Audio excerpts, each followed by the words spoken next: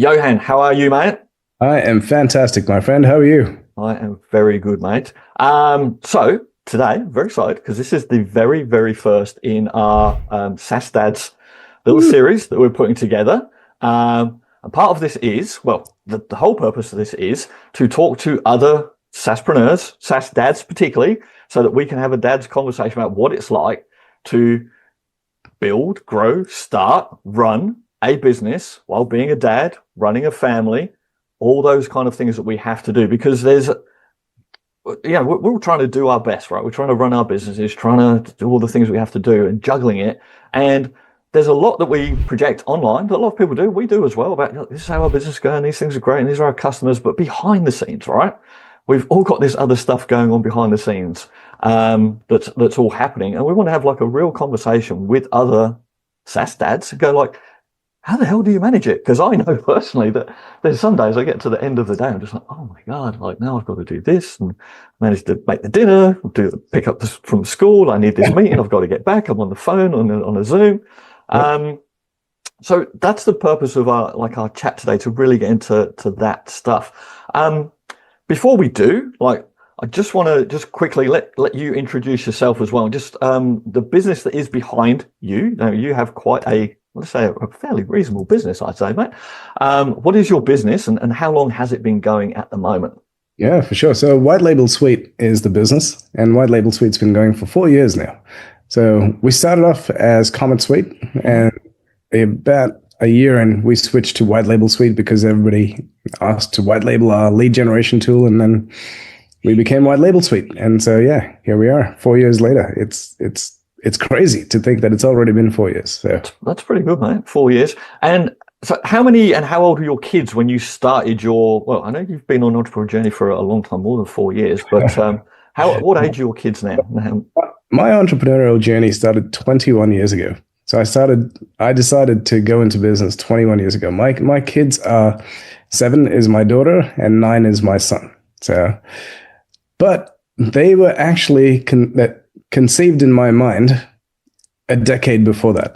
And so a decade before that, I started building my business to be able to be with them. I know that sounds funny, but I'll give you the origin story for where this came from. I was doing my PhD and I had 3 mentors at this point in time, and I was doing it in Horsham. Horsham is about 4.5 hours away from Melbourne. So in this remote country town, and I had 3 other dads. No, I wasn't a dad then. I was the young one. I was 10 years younger than the other 3 guys. And so they all had kids. So I got to see what dads were like. I got to experience it through their eyes, to be in their house. I remember the first time I was, in their house talking to them, and the kids were yelling and screaming, and I'm like, dude, I can't concentrate. I can't hold a conversation with you because there's all this noise. They're like, what noise? I'm like, dude, your kids are going nuts. Like, what do you? Because as a dad, you tune that stuff out, right? Yeah. Not as a dad. And anyway, so I remember this one lunch. So this was a huge turning point. This one lunch, I was sitting down with one of my mentors, and his kid comes up and goes, Dad, I want to show you something in the backyard. And, the country backyards, they're huge, right? Come, I want to show you the backyard. And he goes, no, I'm having a conversation with Johan. You wait until we're done. And then the kid sulks away, walks away, goes to the backyard, ends up falling down, slicing his head open. And so now we have to run out and take the kid to the hospital and all this kind of stuff. And I was like, oh, wow. That was an interaction. And then literally a couple of days later, I went to the other mentor's house and we're sitting down talking. And his daughter was 9 years old at this stage. She comes up, she's like, Dad, tell me about Mars. And he's like, Johan, excuse me for a moment. He takes her to the computer. He loads up, Google, and he shows her where Mars is in relation to all the other planets and all this stuff. He educates her for no more than 5 minutes. And then we sit down and we continue our conversation. About 10 minutes later, we look outside. Now she is standing on a rock. She's got all the other kids sitting down around her, and she's teaching them about Mars. And I went, wow, that 5 minutes turned her into a leader. That's the type of dad that I want to be. So that's a conscious decision. My kids could come now and interrupt me, and I will excuse myself and give them what they need, and then they will continue on. And throughout entire COVID and everything, my kids have been growing up.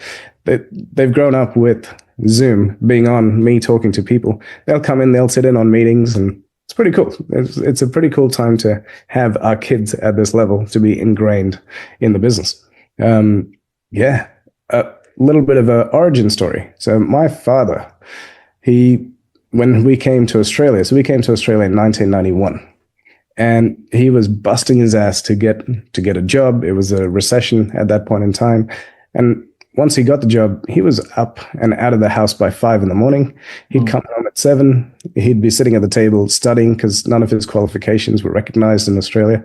So he was studying until 10 o'clock. So we never actually even talked to Dad. And so because he was just providing for the family. And I went, I want to make sure that I don't have that type of relationship. I want to be there for my kids. I want to take them out. I want to have fun with them. And I love my dad. My dad is amazing, but that was the reason I built the business. So yeah, I'll let you ask some questions because I'm yapping on here. No, yap away, mate. That's what it's for. But no, that's really interesting as well. Like the whole origin of like your dad too, because isn't there? I don't know what the stats are, but they do say like more entrepreneurs are immigrants than anything else basically born in the country because they've seen something where their family have worked hard, or they've just come with nothing from another country, and then they've got a lot of drive to work and go hard to actually build something that they want to have in their life rather than what they've got to have. Yep, 100%. So it's I think it's an immigrant saying. It doesn't matter which country. Immigrants all say the first generation makes it, the second generation enjoys it, and the third generation loses it. Yeah, I mean, I'm an immigrant to Australia. I came from the UK 26 years ago. Similar to your dad in some ways, like I came here and my qualifications were not recognized in this country. I had engineering qualifications in the UK. They weren't recognized here. I had to go through a whole process to get my residency and get sponsored and all that kind of stuff. So I don't know, it just makes you want to build and drive a bit more. But going back to the kids as well, and one thing with this, like juggling kids and family, you talk about your kids coming on Zooms, or my son Finn does all the time as well. Like we delayed this because we've just finished. We've just had Easter holidays. For us, it's been 3 weeks for our son. And then we found out last week, because I pushed this out with you because I was like, we had Easter holidays and I had a lot of work to do as well during Easter holidays. For our business, we launched something right on the first day of Easter holidays. Big mistake. Shouldn't have done that. Didn't look at the calendar. So I had work to do, and then juggling family life with Finn. So I'd be working a bit in the morning because I just have to. And then I'm taking the afternoon off to hang out with Finn. And then today I scheduled this with you, but then we found out that he doesn't actually go back to school until Tuesday. So Finn is sitting in the corner over here, which people can't see. He has like a camp that he makes in the corner behind me there, and he's sitting there reading. He's on my Zooms all the time. Finn, would you like to come and say hello, mate, and be an honorary guest on the very first SaaS Dads, just to come and say hi? Just come say hi to Johan. Here you go, mate. Come and say hello. Hello. G'day, Finn. How you doing, man? Good. And do you want to tell everybody, like, what do you do a lot of the time while Dad's on Zooms? Sit in the corner, read my Kindle because it's freezing. Basically, that's all I do. Maybe not with Finn, but he has one day. Well, Finn's my neighbor, but he has one day less of school holidays, so he's at school. So I can't knock for him now. Fantastic, man. Well, congratulations on reading. You're upgrading your brain. Well done. He makes me. A lot of reading. And you will thank him for it. We keep having this discussion. He will thank me one day with all the reading and less of the screen time. I'm still trying to have a negotiation with him about Minecraft. Yep. Well, my son does that too. And if he reads 20 books, he gets some Minecraft money. So, yeah. I read like 40 books a day, but I can achieve that. You are a genius. Legit reading machine. Well done. Well done. Thank you, mate. Do you want to go back into your camp? And I'm going to finish out my chat with Johan, and then we'll go and do something after I finish this. Sure. All right. Okay. Thank you, buddy. Bye. Finn. So cool. So this is part of, and I just thought it was funny today. Like, this is part of being a SaaS dad, right? Is that I didn't manage the calendar properly. I didn't actually realize that he was coming on Monday. He wasn't going back to school, but he hangs there in the background with me half the time on my meetings. Or he'll wander in, like you said. He'll just pop into meetings. So many of my clients know him. He'll pop in on demos or whatever. And I think it's good too that he's around in the background. And Dude, 100%. My son, so check this out. How's this for a conversation? SaaS dad conversation, right? Because I've got other friends who are SaaS dads, and the conversations that we have with our kids, I didn't have ever with my parents or my dad. And so I'll give you an example. So the other day we woke up and I said, okay, guys, too much screen time. We are going to build a universe. And so they're like, what? And so I put on ChatGPT on the voice mode, and I said, all right, cool. We're building a galaxy, and the galaxy has how many planets? And they go 9 planets. And so we said, ignore the laws of physics and everything. Anyway, they had 3 planets each. My son had 3, my daughter had 3, I had 3. We talked to ChatGPT for an hour. By the end of it, they had their own planets with ecosystems, with the entire food chain, with their own creatures and their own physics built into this thing. And then they asked it to build it into a graphic. So the book graphic essentially got created. And so now they're creating stories for each one of those. So school holidays, we've got another week of school holidays here. And so they're writing character stories for each one of the characters that they've built. And so now my son's gone, hey, so what are we going to do once the stories are done? I said, well, I'm going to get them printed from Amazon and we're going to donate it to the school and school can raffle it off. He goes, oh, so how much would we sell it for? I'm like, well, the average price would be about $20. He's like, oh, cool. So $20. And then he went onto Google. He's like, there's all these schools around. And he calculated that there's 1,300 people that would buy his books. And he goes, hey, Dad, so I can make like 26 grand. I'm like, yeah, you can. I was never having these types of conversations with anyone, at that age.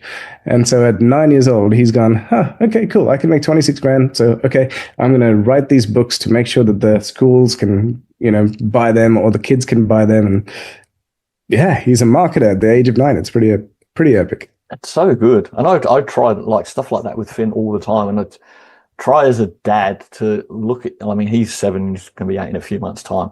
But like, he's actually a young adult. I know he's a kid when we talk about this all the time, but it's like, yeah, you're a kid, but it's just, you just don't know stuff yet. You're an inexperienced adult, basically. And my journey as a dad is to put you on the path to being an experienced adult where you can basically do and take care of yourself. That's my job. That is my job as a dad. All right, to make sure that you can do and take care of yourself. It's not really to tell you what to do. It's to tell you how and why you should do things and educate you to find your own path of what you want and what you like as well. Yep.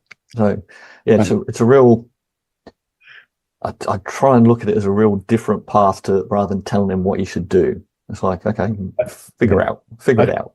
I do the same thing. I go, look, I'm going to be your best bud. I go, your sister, she's probably going to get married. She'll move out of the house. I go, you and me, we're going to build empires together. So I need to show you how life works. I need to show you how things are so that you can be the best that you can be. I go, there's 2, I told him the 2 wolves thing. There's 2 wolves inside you. One's a good one, one's a bad one. And the bad one is always trying to make you lazy, trying to make you spend more time on the screens. The good one's trying to get you educated, upgrade your brain every day, upskill, learn new things. And so one of our latest things that we've been doing is we've been watching entrepreneur movies. So we watched Jobs last night. We watched BlackBerry the day before. Oh. So after he watches the movies go for 2 hours. He then writes a summary about BlackBerry, about Apple, and then he has to present it to us. And so he knows all the numbers. He's like, so the first deal that Apple did, they actually 1.6 million, and then they were hoping to sell it for 16 million, but they got screwed by this guy. And like, he's 9. To have that business acumen at this age is going to serve them. They don't know that we're training them, but yeah. I'm not sure what he knows. I'm going to be careful because he's still sitting behind me. So let's just talk about routines and stuff, right? Managing, because I mean, you've got a pretty big business, right? You've got great business partner, Walt, who I know. You've got a good number of staff. You've got a few thousand clients. Yep. How do you manage all that and like the routine of managing all those other people on one side for the business, and then family, which is a much smaller number of people, but certainly I would say more important at the end of the day, right? How do you manage that balance? Because this side with clients, staff, all that is a big number of people. There's a lot of noise coming through there, right? And then this side, it's a few people, still a lot of noise. You've got to balance that. How do you manage that yourself? So with the business, I only really talk to 3 people in my entire organization. Everyone else, there's managers who manage everything else. So I only talk to 3 people, and so that's how I get. Like I'm across all the ClickUps and all the Slack and everything, so I can see everything that's happening in the organization. But in terms of communication, 3 people is all I really communicate with. So my structure there is pretty simple. Most of our clients, 98% of our clients are in America, in the USA. So we don't, when Walt and I wake up over here, we're working on the business.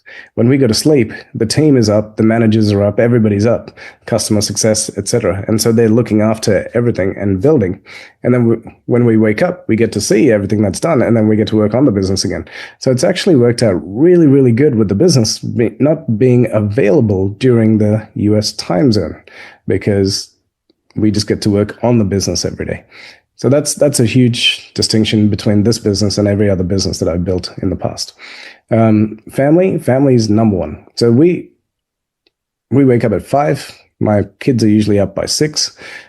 They have their routine, so they'll wake up and they'll do their lunch, and they'll make their lunch, they'll make their breakfast, they'll have some chill out time. I'll spend some time with them. We both, actually, it's a privilege that my wife and I can take them to school together. And that's a big thing. And then we both pick them up from school, and we look around, and everybody else is stressed and running around. Well, we're just strolling to school, holding hands. We get to talk while we're walking there. We get to talk while walking back. It's good bonding time even for my wife and I. So that's there. Nighttime, 5 o'clock to 9 o'clock is kids time. So nothing interrupts that. So between 5 and 9, it's good to spend time with the children. It's usually reading, just talking about the day, spending time with them, cooking together, eating a meal, watching a movie, talking, and they have to create something every day. So one of the things that I've hammered into them is you're either a producer or a creator. A consumer. I go, consumers, that takes away money. So I go, you're sitting down, you're playing Roblox, you're consuming your brain, you're rotting your brain, and you're costing me money. I go, whereas if you're sitting down and producing stuff, producing the books, producing the graphics, producing videos, like my 9-year-old, he's on CapCut and he's cutting videos and all this kind of stuff. I go, you're a producer now. So I go, in life, you want to be more of a producer than a consumer. As soon as you become too much consumer, you're going downhill. So that's everything. That's a great analogy. I'm going to remember that one. I'm going to use that one a bit. So you've obviously got to a very good place of balance. We've got a pretty reasonable sized business. I wouldn't say that I've got the balance quite there yet. I'm still doing way too many things and different hours. And my schedule is that I have work time in the morning. I'll see Finn off to school. My wife takes him to school. I pick him up from school. I spend time with him after school until he goes to bed. So between 3 and 7:30, that's all spend time, and then I'll go back and then I'll end up working, because I only work a short amount of time in the morning. It's like four hours or so in the morning that I work, and then I work again later at night, which is not a great life balance. I'll be the first one to admit that, and but it's the balance that I've created, because I still feel like I'd rather spend that time with my son between after school and bedtime. It's like, how long am I going to get to do that for? But it means that for me, there's a sacrifice at the end of the day where I go back to work for a few hours, because I just have to get stuff done. How did you manage to juggle business and family to get to the point that you're at? Because there's going to be a lot of people that listen to this and they go, that's all right for Johan. Look at him. He's got staff and managers and he talks to 3 people. That's great. But you didn't always have that, right? There would have been an imbalance at some point, and that's what we're all trying to navigate, right? 100%. When I started, I was doing 18 hours. In fact, even a couple of years ago, I was still doing 18-hour days. When I say I talk to 3 people, I go, that's 3 people in my organization. My job in the business is essentially a BDM role. I am recruiting affiliates. I'm promoting the business. That's all I do. So I actually still have a calendar that's full, and it's filled with, like just before this call, I was with one of the biggest affiliates. So talking to people, promoting the business, that is my everyday. When it comes to the organization stuff, I've got 3 people that I talk to, because everything that needs to be created here. It's like, hey guys, we're launching a book. I need all the book funnels done. I need the affiliate pages done. I need the JV pages. I need collateral. I need social media posts. And that's what the team just makes it happen. And then I wake up and it's done. I'm like, man, that's amazing. So, but I don't think that the 18-hour days, like, even after I go to bed, I'm still thinking about the business, and you have to be obsessed with the business. It's just what it is. You can't not. And if you're not thinking about your business, then there's something wrong there, because it has to. There is no work-life balance, because all day, every day, I'm thinking about the business and family. That's all I care about. Yeah. There's other dads who go and do all the sports, and like you go to the gym and all this kind of stuff. I don't have that. Or I haven't created the space for that, because I'm like, hey, I'm good where I am, and this is my priority for these next 2 years. And so by building those systems in place, that's what I focus on. Yeah, so it's like it's the old eating an elephant allergy, right? If you're not there yet, like, it's a bite at a time. Put a system in place. Yep. Get your first VA. But Oh, prioritizing time, I think, is the most important thing, right? And having boundaries. And I'm sure even with those 18-hour days, right, is that, like me, like I'll prioritize my time. Like I say, it's that time between 3 o'clock, like school pickup, and Finn going to bed. I'm not working. Yep. I would say not working, because there's still stuff that pings on my phone, and I'll be making dinner and I'm like, oh god, yeah, I'll just reply to that and stuff like that. So that balance isn't 100% there, but there is a definite lockout time of like, well, I'm picking Finn up. I'm not at the computer. I'm not at the desk. Like, I don't think with iPhones and stuff in this day and age, we're ever fully away from it. No. But prioritizing time for the family and for yourself as well. Like, for me, I'm very big on, I prioritize fitness time. Like, it's in my calendar. It's like, this is my workout time, and I'll work out. I'll have a sauna. I'll, like, every single night I stretch. I've got reasons for that too. I had a pretty bad motorbike accident when I was young, which, like, if I don't stretch every day, it's not good for me, because I spend too much time sitting down and stuff anyway. So for me, fitness is like, it's a massive priority for me to stay fit. And I mentioned to you just as we were starting, it's like, I'm turning 50 this year, which I can't believe. Like, I'm going to be 50 on the flight back from Dallas for the high level summit. And then I'm going to stay for a few extra days, because I've got some of our team coming over. So we're going to stay and have a bit of a holiday together. Yep. But it means the flight back, I'm actually going to be on a plane for my 50th birthday. So I'm going to see what I can do at the counter to go, any chance for like a good upgrade? First class, even business class would be nice.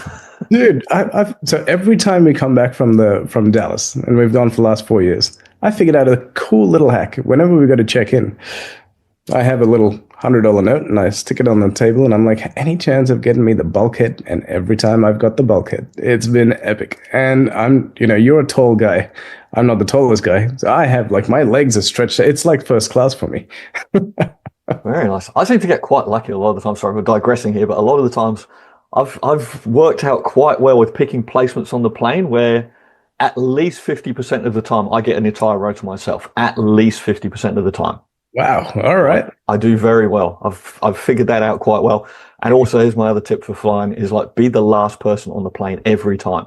Always be the last person on, because then you can see, even if you haven't got seats, if there's a vacant row somewhere, just go and sit straight in that, because you're the last person. You just go and sit there. That's it. Hey, that is a great tip, actually. Yeah. I'm always the last person on the plane every single time. That is cool. I like it. Well done. All right. So, I got something out of this. Great tip. So family, how do families support you in your business as well? Like, obviously the kids, I mean, I think some of the stuff you've touched on, like talking with your kids about being creators rather than consumers, is amazing. Yeah. All right. But family, like, what did the whole family think about this business and when you wanted to start it as well? Like, this is a crazy idea, especially like your dad as well. Like you said, your dad worked very hard. I mean, I don't know, but was he of the opinion that, don't do that, that's crazy, get a job, 100%. Work hard? My culture, so I have an Indian background. My culture is stability and security, and go become a doctor, lawyer, and engineer. So my dad was an engineer, by the way, and he's retired, I think 5 years ago now. but yeah, so he worked his way up. He started off in 91 when we came here. He had to start up, none of his qualifications were recognized, as we discussed. And he had to start off cleaning toilets. And then he ended up becoming the head engineer at the Frankston Hospital over here for 25 something years. So he killed it, right? So he did really well.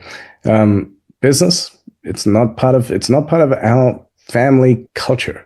Like all the cousins, everyone in our family is like, dude, go get a job. And I remember, 2008, when I started my agency, there were moments where I was like, man, I'm just going to go get a job. Screw this. So 2008 is when I started the agency. And I remember I had to manage myself. I had to manage my team. I had to manage the project managers. I had to manage the clients. I had to manage the outsourcers. I was literally drinking a bottle of whiskey a night to put my brain to sleep because it just wouldn't shut off. And I blew up. I became, very fat and all this kind of stuff. So health went out the door. It just happens, right? But then through that, you learn systems. So every deal that I closed, I was like, I can hire someone else. I can hire someone else. I can hire someone else. Having a general manager in place was the biggest thing for me. Once I had a general manager in place, changed my life because that person then took on the role of managing everything. And then I could work on the business. So that was a huge turning point. Every business, hang on, I'm going to have a sip of water. Yeah, is it water or whiskey? It's quite a big hip flask you got going on there. Oh, sorry, vodka, I mean, not whiskey. No, it's a big bottle of water. I stopped drinking, actually. So anyway, that's a whole nother thing. So every business needs 3 people. They don't have to be founders. They don't have to have equity in the business, but 3 people are key. The first one is the artist. The artist is the one who's creating, who knows all the technology, the person who loves tinkering. In our business, that's Walt. Right? He is building all weekend. He's built something amazing, and he's like, "Oh my god, this is amazing!" And I am the deal maker. So you have the artist, you have the deal maker, and then you have the manager. Those are the 3 people. So the deal maker just wants to sell all day long. They need to go and tell everybody about what you're building and how amazing it is. The artist is like, "No, it's not ready yet." Walt's like, "It's not ready. You can't tell anyone." I'm like, "Come on, man, it's gonna be so amazing." And he's like, "No." Anyway, and then you have the manager in the middle who manages the relationship between the two and between the customers. So that's the 3 people.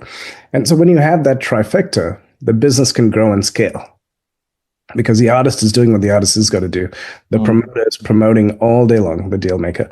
And then the manager is making sure that the house is in order, everyone's happy. And so when you have those 3 people in the business can grow and scale very quickly. Yeah, and again, there'll be people watching this now and they go, "Oh God, I'm all 3 of those people, and I've got to do dinner and the washing and the cleaning, and I don't have enough clients coming in, and I've got this." And it's just, I think a lot of it is time, right? People, I know systems, process, all these things, right? But they all still take time, and whatever you buy or build or whatever, it still takes time, and you just got to stay the course. Like I think that there's an attrition rate where people will just give up along the way because it is hard, right? It's very hard to manage all these things. It is the hardest personal development course in the world. Like you've given up a 9 to 5 for a 24/7, 365. I will never ever forget those days. And I still do. I still remember them. Does it become easier? No, because problems never go away. No. You always have bigger, better problems. And, I was watching Steve Jobs last night, and it's the Apple story. And they've got a board and they've got shareholders, and they're like, "Come on, man, the Q is this quarter. We're going down. We need to go create something new," and all this kind of stuff. So the pressure is always on. My wife was looking at me going, "Wow, we have chosen a hard life." I go, "Yeah, we didn't choose an easy life. If we wanted an easy life, like we've got friends who have a great life. They're employees and they have an amazing life. Whereas business, you never get to shut off. You're always in it. But why are you in it? You're in it for the long run because there's something at the end of it and you have something to prove." I said to my kids, I go, "Hey, I'm busting my ass all day, every day so that you guys," my dad said to me, "Hey, I've got you here. You got to do 1,000 times more than me." So that's always been in my head. And I say that to my kids. I go, "Guys, I'm giving you the best education. I'm giving you all the resources, all the tools so that you can be better." One of the things that my son, so he's 9 years old. he does not like to stand out. So he is super smart, but he won't answer questions and everything because he doesn't want to stand out. I'm like, dude, you got to learn in life. I go, let me show you something. Here's all the people I grew up with. I go, they're not around anymore because I outgrew them. I go, all of your friends that you have right now, you're going to outgrow them. They're not going to be around. As much as you would like them to be around, if they're not cheering you on, I go, the difference between your friends that he has currently, like he's amazing at soccer. And they'll be like, oh, here comes a soccer champion. You know, he thinks he's so good. I go, dude, when they talk to you that way, they're trying to pull you down. That's called tall poppy syndrome. I go, if you have good friends, your good friends are going to be like, dude, that's amazing, but have you practiced this scissor kick? Have you practiced this, you know, the reverse kick and all this kind of stuff? I go, those are good friends. So now teaching him how to qualify his friends has become a big thing. So now he's understanding that and he's going, cool, that kid's teasing me, but he's teasing me because he's jealous. Mm-hmm. So him having that understanding. You talked about Finn, you know, being a little young adult. My son said for his birthday, so his birthday, usually we have like 100 kids and it's a big ordeal, and ordeal is the key word there because there's lots of stuff to organize. But this year I said, whatever you want for your birthday, we'll make it happen. And he said, I just want to have an amazing day with 2 of my friends. Okay, cool. I go, you tell me whatever you want, we'll make it happen. He goes, okay, I want to pick up my friends. I want to go to here. And he planned out a whole day. So I picked them up. I get in the car and these other 2 kids in the back and he's taken privilege because he's in the front seat. He's like, I'm in the front seat. You know, at that age, the front seat is the cool thing. So we're sitting down and these kids are talking about, so where was your favorite holiday? Oh, Thailand. No, actually Malaysia. Actually, I like Vietnam. And I'm sitting there going, wow. Like that, and they're having really in-depth conversations. And then they're like, hey, so what do you think about this guy? And there's one of the kids in the back seat. He's like, I've got 22 girlfriends. I'm like, they have their own little lives. They have their own little thought process. They are little people with aspirations and dreams, and we see them as kids, whereas they've got their own world that they live in. And then so I had that realization on his birthday. I'm like, wow, he's got his own little gang and his own thoughts, and it's pretty cool. I love all that stuff. I like having conversations about what's been going on and his friends and stuff like that. Even just picking him up from school, I always get there and then see him. He's playing with his little gang of mates in the waiting area and stuff like that. That's the stuff that I love about being a dad and a SaaS dad or an entrepreneurial dad, is having that time. All right. And like I said, like my work-life balance at the moment isn't amazing. It's like, well, I work for a bit in the morning and then I work at night, but then I can have that time in between. But also, that's the path that I've chosen because that for me is way better because I get to spend every day with him. I get to see him every morning for breakfast. I'm not rushing off to work. I'm hanging around. It's breakfast time. My wife takes him off to school. I get to pick him up. We get to hang out after school. If there's any assemblies or stuff like that, it's like, okay, well, I can move those meetings or cancel that or do whatever, and then I can just be there for assemblies, school things, gatherings, whatever it is. And then it is such a hard path to go along, building your own business or being entrepreneurial, but there's elements to it that the flexibility that it gives you that you just can't have. If you've got a 9 to 5 and you've got a boss and you've got a deadline at work and stuff like that, they don't care. Like I see that. And the amount of things that I go to at the school, and there's a lot of mums at the things, everything you go to. I don't know if you've ever noticed this, but it's probably a good 80% mums, 20% dads, maybe something like that. Which is a real shame, I think, especially when you got boys. Like boys, I don't know what your son's like, but Finn is attached to the hip to me 99% of the time. He wants to hang around with dad, which is great, but to be able to be there for your kids or kid, well, we only have the one Finn. That's the biggest privilege, I think, of doing what I do, or being able to be entrepreneurial and do what we do is amazing. Yeah, man, dude. Just talking about a 9 to 5 gives me like, I can do it. I mean, I don't know anyone who's got like a 9 to 5 anyway. Most of those people, if they've got, let's say higher roles, managerial roles and stuff like that, they're not 9 to 5 anyway. They're way worse than that. Yeah. And I don't see the upside on those things a lot of the time anyway.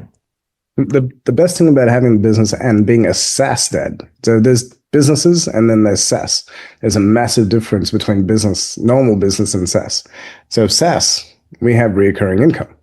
So it doesn't matter. Like that thing just keeps rolling over all the time. There's payments coming through all day, every day. That's the best thing about being a SaaS dad, as opposed to just having a business where you are chasing clients all day, every day.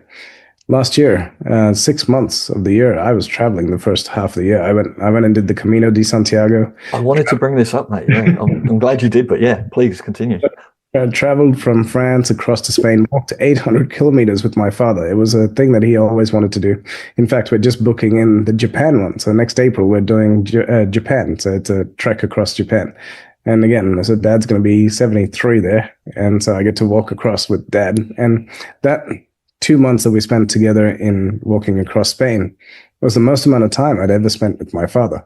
Yeah. Now I'm turning it into a tradition where I'm going to do it with my son and my daughter. And yeah, so it's going to start this whole new thing. But that time being with your son 24 hours a day for 2 months when he's older is going to make such a massive difference. Yeah, I remember when you did that and messaging you, because to me that was aspirational. Like I saw you doing that with your dad, because I unfortunately when I grew up I didn't have the best relationship with my dad. Mum and dad were divorced, whatever, just broken home thing, nothing terrible, whatever. But just didn't have much of a relationship with my dad from the age of 5, pretty much. Would see him on weekends a bit, and then as a teenager that all kind of fell apart. Didn't really have much to do with him at all since I was 15 or 16 years old, which is a real shame. And I look back on it and just go, what a missed opportunity for a journey for Gary, right? For me, is that I just didn't have that mentorship or that person to go to and ask those questions of that you need as a young man, young adult, whatever. And I just remember seeing your thing, and I was messaging you about it too. And I remember messaging you specifically about it, saying I'm just jealous wasn't the right word. I can't remember how I put it, but like just so in awe of the fact that you're doing that with your dad and you're doing that together, and as a father and a son, what a bonding thing it is. And I remember you saying to me that then it's like, well, this is the most time we've spent together, and it really brought you guys even closer together again. And I was like, that's what I want. Like I want to be able to do that, and hope that Finn wants to do that with me as we get older. He'll be like, yeah, Dad, this is cool. Let's go. We're going to trek. We're going to cycle across Vietnam. We're going to kayak across the country, whatever. All right. He doesn't want to kayak across the country. I don't know if you can hear that in the background. You want to walk across the country? Sure. All right, you pick a country. We'll walk it. Africa. Yeah, really aspirational to do that and to, do that with your dad now. And obviously, well, I say obviously, that's not true at all. It's easier to have that conversation as adults with your adult father and say, hey, I'd like to do this, even if, and we're not saying there was, but even if there is any, break with a relationship or something like that, or maybe, father and son, you just go, hey, look, this would be a cool thing for us to do as a father and son.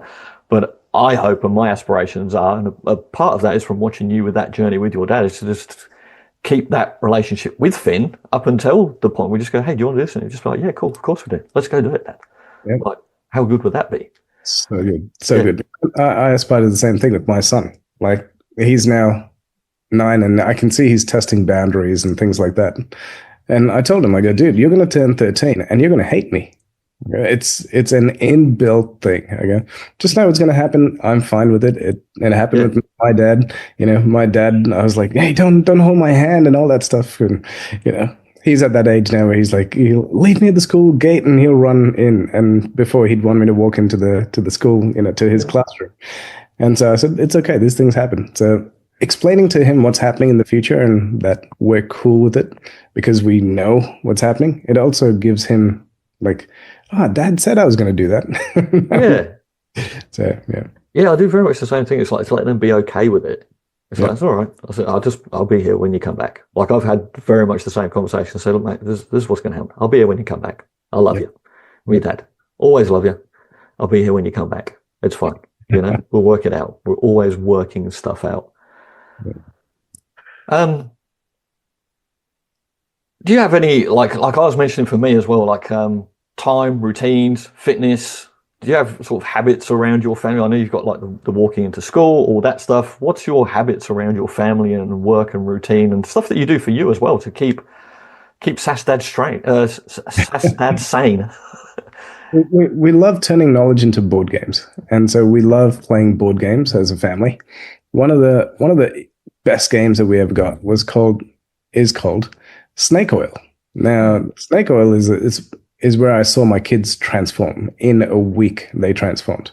So this game is literally, you've got 5 cards in your hand, and you've got one deck where you're a customer. And so this is the exact thing that happened. So it was a chef, right? So the customer was the chef, and everybody's got cards. And my son has this card, and he's like, sushi knife. And so he's like, hey, do you want to buy a sushi knife? It's like, no. He goes, you're a chef, you should buy a sushi knife. No. And then, you go around and you got to make up stories about why it's good. And you're selling. It's a whole thing about selling. By the end of the week, so that chef card comes up and he goes, Ninja Blade. So he's like, hey, so you're a chef. Is cutting and precision important to you? Chest is out. So he's no longer just looking down at a card and, and just mumbling under his breath.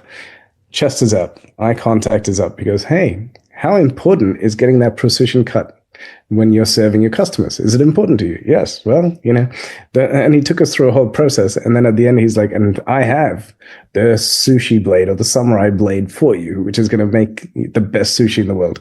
And it's like, dude, you got it. And so that one little game in a week, his transformation was his confidence, his focus, his clarity, his communication skills.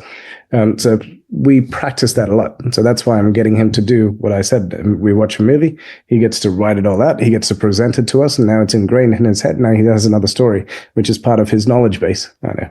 We're prompt engine, putting more stuff into his knowledge base, right? So that he knows all these things, which makes him stand out amongst the rest. Yeah, very cool, man. I'll give you one more story on routines. So on Sundays we go to the shopping center. My wife and my daughter, they go do what the girls like to do, and they go buy soaps and makeup and all this kind of stuff. That's just their routine. My son and I, we go for a walk and we go and buy a Boost juice. So we go and buy his Boost juice and we're sitting down and he's going like this. I go, what are you doing? He goes, I'm counting. I go, what are you counting?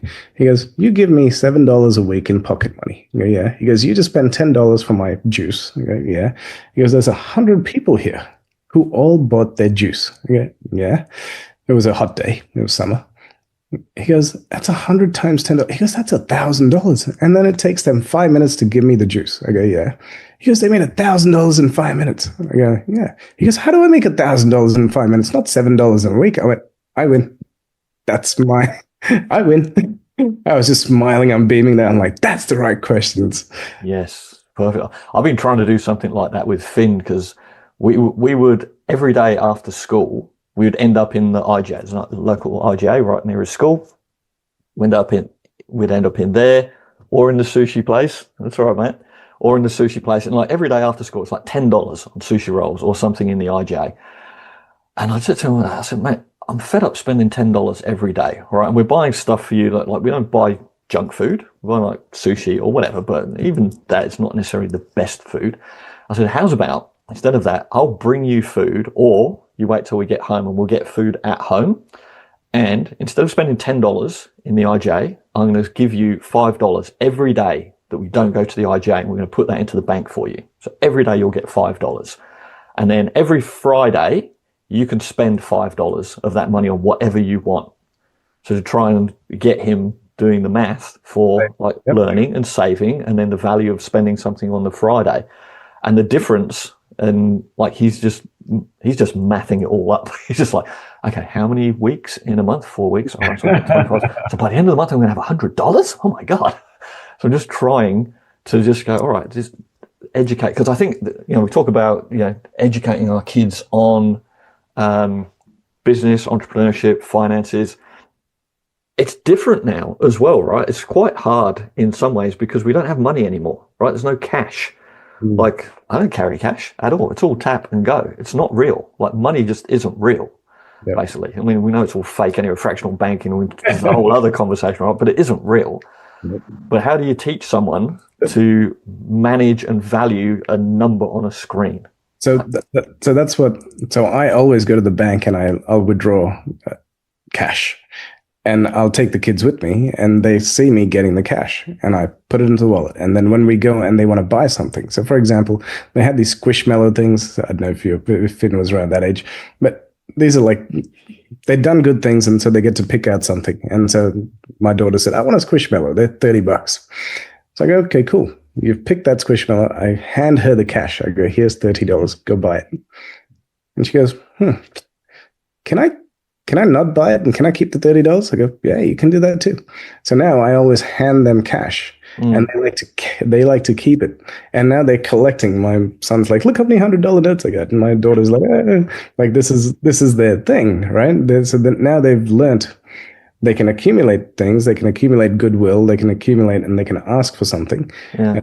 If it gets approved, then they have a choice of either banking it or spending it. Now, it's taught them finance. It's taught them the value of money. And now when they see something that they really want, like my son loves Roblox. So he'll come up and he'll be like, can I give you $10 for some Roblox bucks? I'm like, yeah, sure. Why not? It's school holidays. You can do that. But he's spending his money. And so there's pain associated with spending your own money. And so they have to double think before they do that. I love it. Yeah, maybe I should do that with more cash. Because, we've been trying...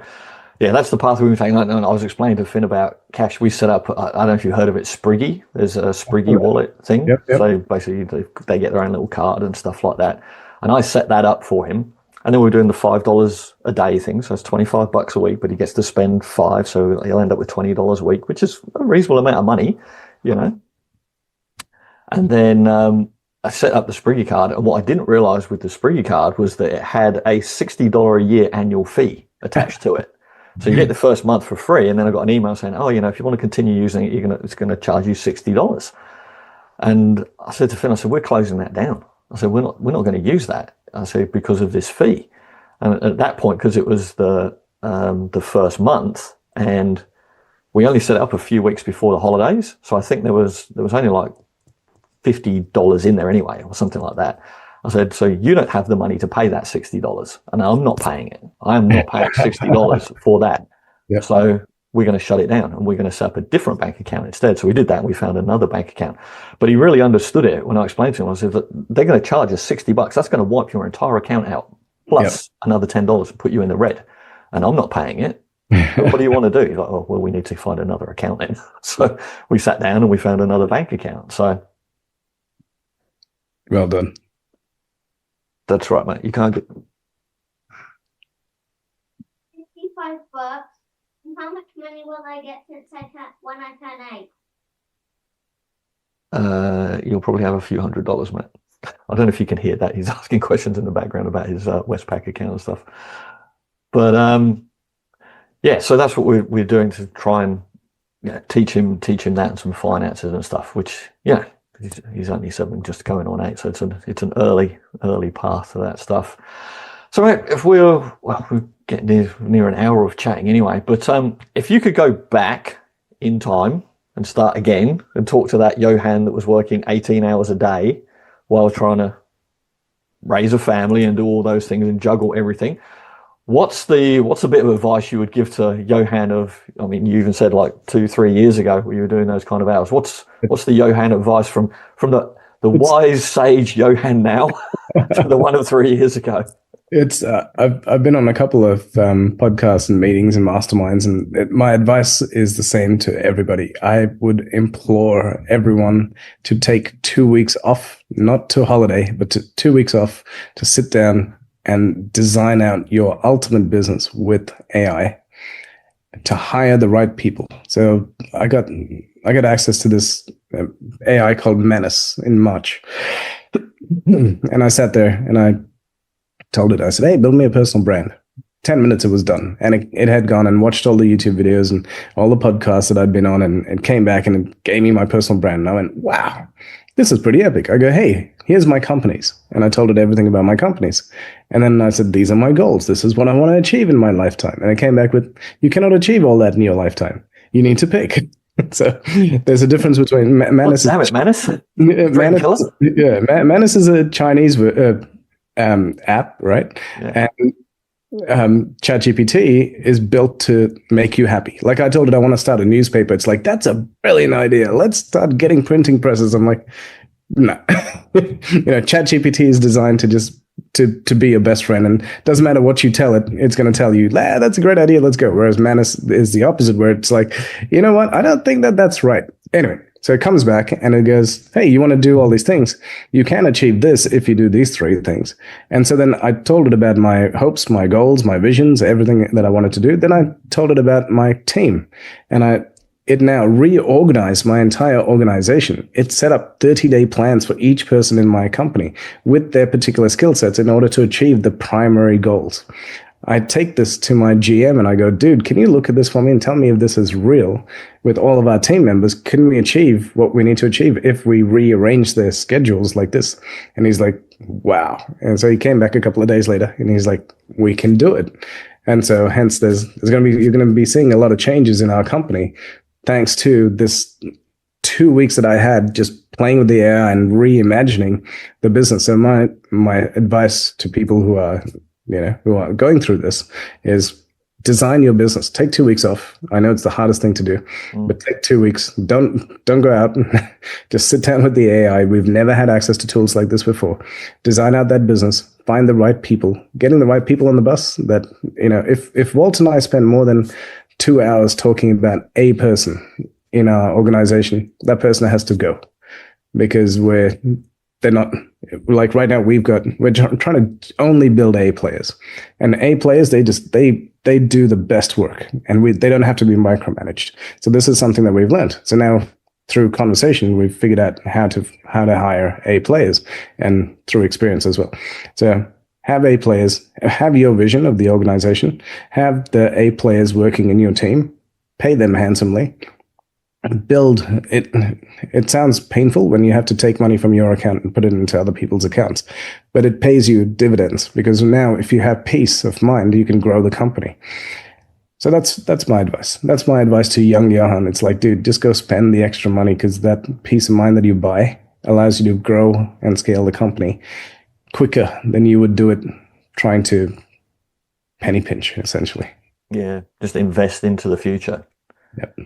Mate, so we'll wrap it up on this then, mate. So what are you most excited about for the future of both you, your business, and your family, mate? AI plays a big role in our family, because we all use it. Like my kids use it all day, every day. I use it all day, every day. So that, as creating, it allows them to create. It allows them to go, hey, I've got an idea, let me turn it into reality. My son has printed out cards, he's made up stories, he's going to school, he's like, this is an ultra rare card. And I'm like, who determined it's an ultra rare card? He's like, me. So he's creating his own marketing and all this kind of stuff. So it's great to watch that. So that's with the family. That's what's there. Family is awesome. Actually, I was saying that this is the best time in my life right now that there has ever been, because my kids are good, my wife is good, my parents are good. Most of my friends, their parents are a little bit older, and so they're just dreading a phone call about their parents, right? And it's about to happen one day. And so right now is the best time in terms of all of that in place. Next thing, business. Business, guys, we've never had opportunity like we have right now. With AI, it is such a game changer. It's crazy. I can't believe we've got access to this technology. And so one of the biggest things I've done is I've created a board of advisors. So now I have on my team Ryan Reynolds, I have Mr. Beast, I have I have some of the greatest marketers in one of my boards. I've got some of the greatest investors. I've got some of the greatest, visionaries. And so by talking to them, and because the AI knows everything about my business, it's transformed our business. So yeah, that's my little endpoint. Mate, what a time to be alive, honestly, with AI stuff now. I can't believe it. There's stuff that I do now, and I get impatient waiting for the AI to do it. And it's something that would have taken me a day to do, and I'm getting impatient waiting 2 minutes for AI to finish. I'm like, come on, let's go. Yep. It's amazing. But mate, Johan, look, honestly, thank you so much for coming in, taking some time out of your day today as well to do this. I hope anyone watching this, Johan, if I can say it, you're in a privileged position now but you have put in the yards to get there. So anyone who's watching this who goes, oh yeah, yeah, it's all right for Johan. It wasn't all right for Johan at a point in time. He worked very hard to get there, and all the things that you say that you've done, those are kind of steps that people need to follow, like just one foot in front of the other every day. Try and manage that work-life balance. Sit and breathe. Maybe at the end of the day, don't drink a bottle of whiskey. That actually wasn't a good part that you did there. I'll say that. Oh, I don't drink anymore. No, I don't either. Like it just clouds your brain and takes time away, right? What's the point in doing that? So I don't drink either. But yeah, it is definitely a war of attrition in some ways to get to where you are, and I think we have to go through the fire to reach those levels as well and to appreciate where we are. So thank you so much, mate. I really appreciate your time today. Pleasure, man. Thank you for having me. All right. Thank you, mate.